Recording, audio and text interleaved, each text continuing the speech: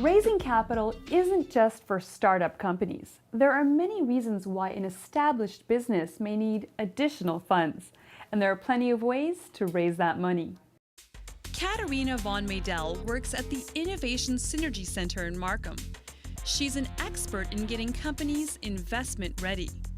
Where does a startup company begin? There's many different types of financing that companies can access, 3 types in particular. There's grants from the government, which tends to be available to very early stage companies that are doing R&D development or product development. There's equity financing, which is where you give up ownership in your company or partial ownership, and it's a percentage that you give up, not the entire company. And the third type is debt financing, which most people understand as loans, and that's where most people are familiar with. However, there's many, many different types of debt products that are available. As the company gets closer to generating revenue, you start moving into what's called the angel financing or angel space. Angels tend to be serial entrepreneurs who are cashed out, meaning that they've built and sold a company in the past, so they've been there, done that. And in some cases, some of the angels are retired executives where they have very strong industry expertise, strong industry contacts. For a young company, an angel investor could seem like a gift from heaven. But they're really experienced entrepreneurs looking to make money. And because angels generally finance the types of businesses they know, they can bring more than just their checkbook to the table. So the angels will generally go in as equity investors into a company. And what's interesting about what angels bring is they also bring industry expertise. They tend to invest in the industries that they've already worked in. And they also tend to bring the contacts, the Rolodex. So when a company is raising money from an angel investor, they often get a lot more than just money. And if then you go to the higher growth phase, once you are generating revenue, you can still go to angels. What's interesting about the angel space in North America is that it's becoming a much more mature area to raise money from. So a lot of angels are actually banding together in groups on a local basis, and some of those groups will then actually work together across North America. So for example, one of the Toronto groups, they did a syndicated deal with a group out of Oregon and California.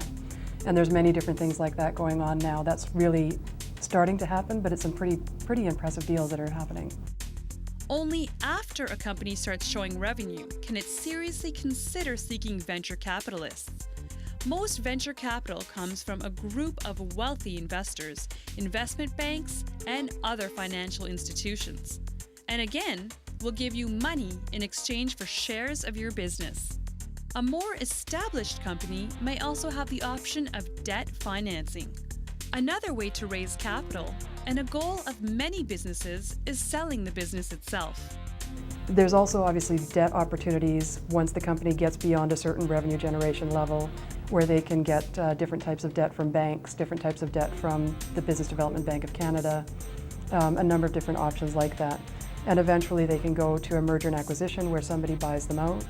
And that could actually be a fundraising strategy in terms of the founders staying involved. And they continue developing the company under the auspices of somebody else's name. They often will retain some of the equity, so they still get the upside of the company growth, but the company that bought them out will put in a lot of money and help them grow to the next level. Finding that first investor is a big step in understanding how raising capital works. Besides a solid business plan, what are investors looking for? Generally, when a company is ready to start looking for investment from either an investor or from a bank, and generally the earlier stage companies will be looking at equity investors. The types of things that they need to be able to prove to the investor is that the management team is really strong, that the product is strong and legally defensible, so that they either have some sort of patent or legal protection, and that the company owns that product and the rights to that product exclusively.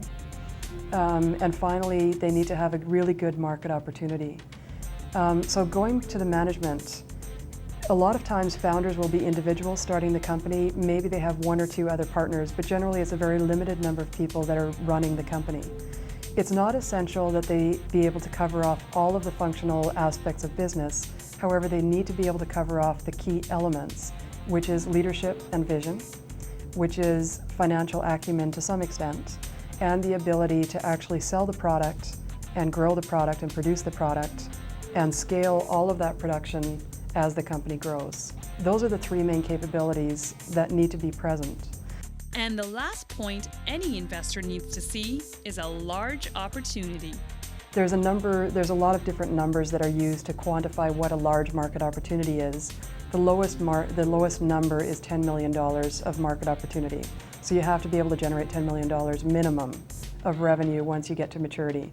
The reality is, for high growth companies, they probably have to be looking at something that's higher than that $20 million, $25 million potential market on an annual basis. So there really has to be a large opportunity, and the reason is, when investors get involved in an early stage company, they really need to know that the risk that they're taking on is going to give them the reward for the risk that they're taking on. There has to be that balance. They have to know that by the time the company gets sold out to the public markets or to some acquiring company, that their return on investment will have made it worth their while to do the investment in the first place.